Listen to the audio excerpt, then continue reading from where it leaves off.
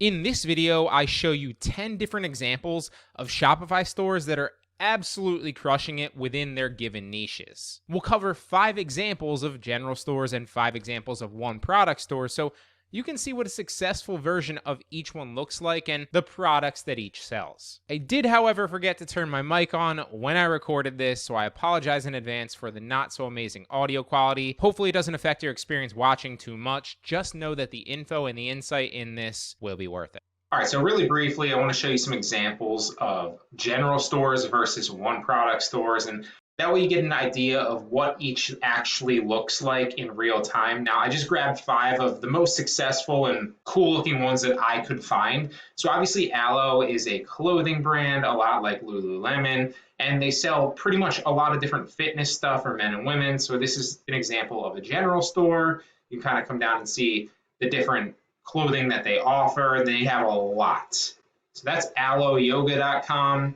Helmboots.com, obviously they sell boots, so they have a number of different variations of boots.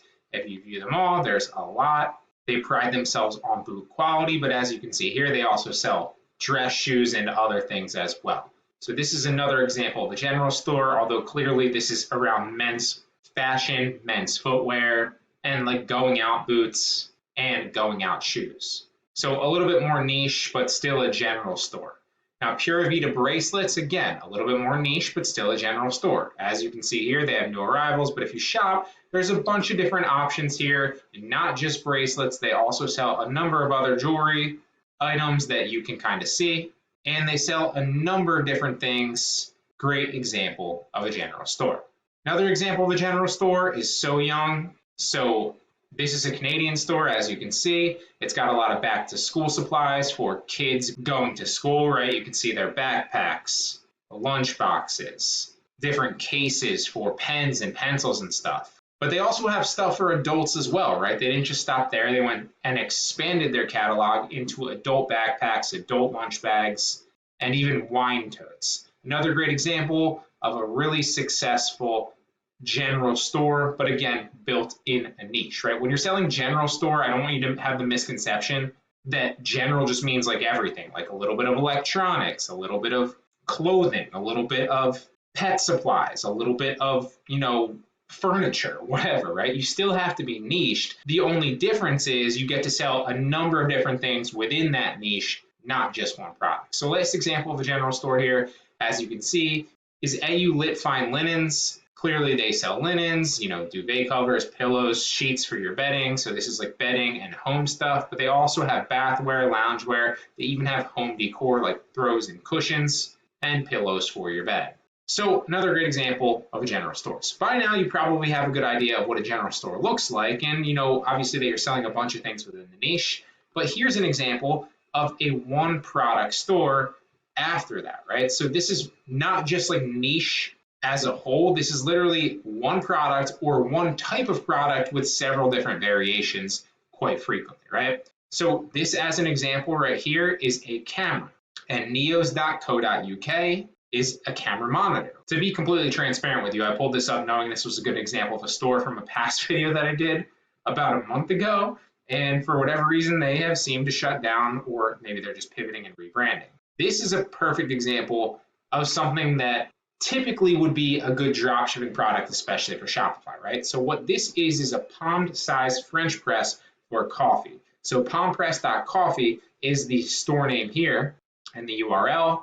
This is a perfect example of a dropshipping product that you could find, that you would only find probably by testing a bunch of different things in like kitchen supplies or kitchen accessories or even coffee as a whole, right? And they've been selling this palm-sized French press really, really well since then, and it's their entire store is built around it.